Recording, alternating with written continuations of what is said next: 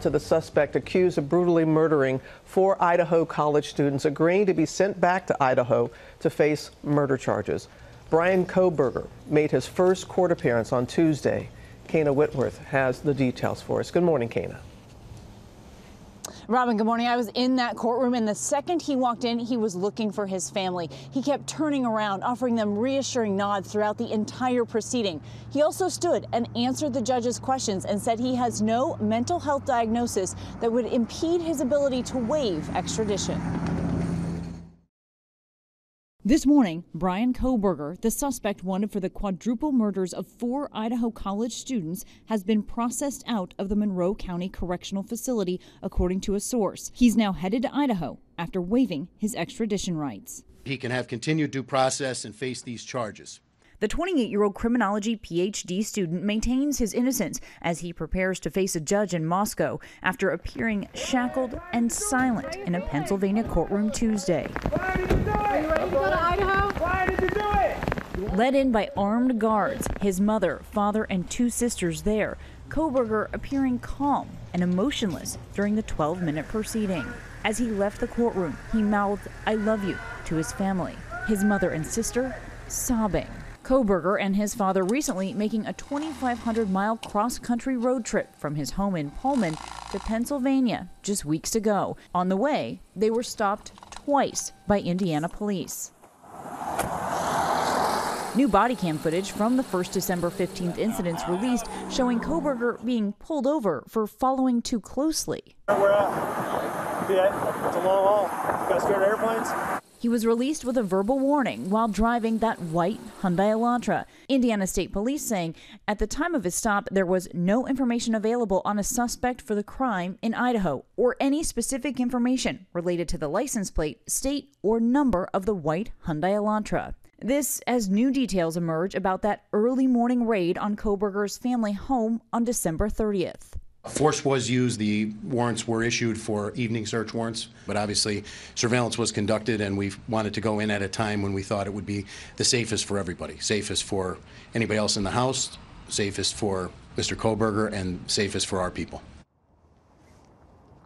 And also this morning, the district attorney there in Pennsylvania saying part of the reason he thinks Kohberger is in a hurry to get back to Idaho is so that he can read that probable cause affidavit. Now, that is still expected to be made public after his first court appearance there in Idaho. But you guys noting this morning that last night the judge issued a gag order. So right now, law enforcement and attorneys involved in this case cannot comment until there's a verdict, guys. Right, no one is talking there. Kana, thank you. Now let's bring in ABC News Chief Legal Analyst Dan Abrams. So Dan, obviously Kohberger, he did not fight extradition back to Idaho. You say that that's not unusual. Tell us why not, and then what happens once he arrives in Idaho? It's basically a formality when you're talking about state-to-state extradition, particularly in something like murder. I mean, to fight extradition, you basically have to be saying they have the wrong guy.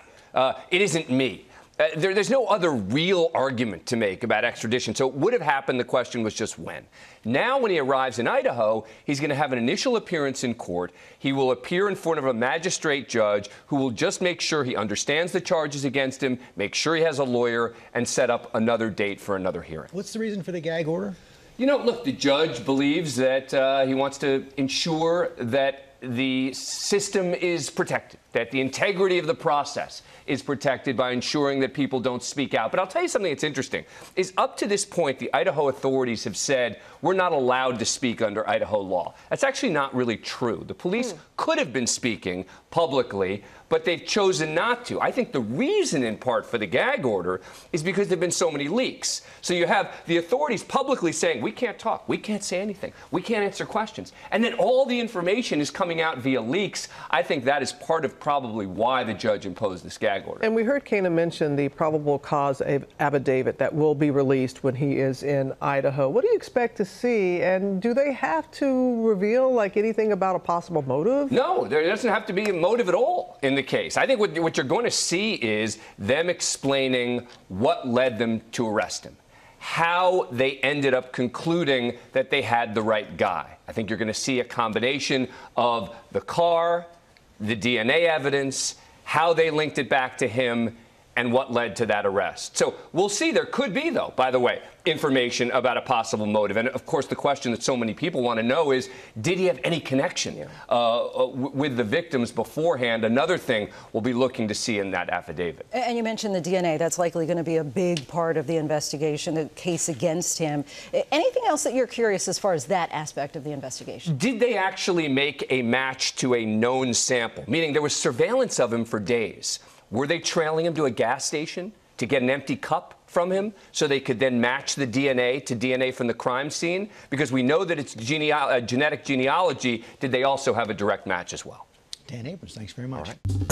Well, hey there, GMA fans. Robin Roberts here. Thanks for checking out our YouTube channel. Lots of great stuff here. So go on, click the subscribe button right over here to get more of awesome videos and content from GMA every day, anytime.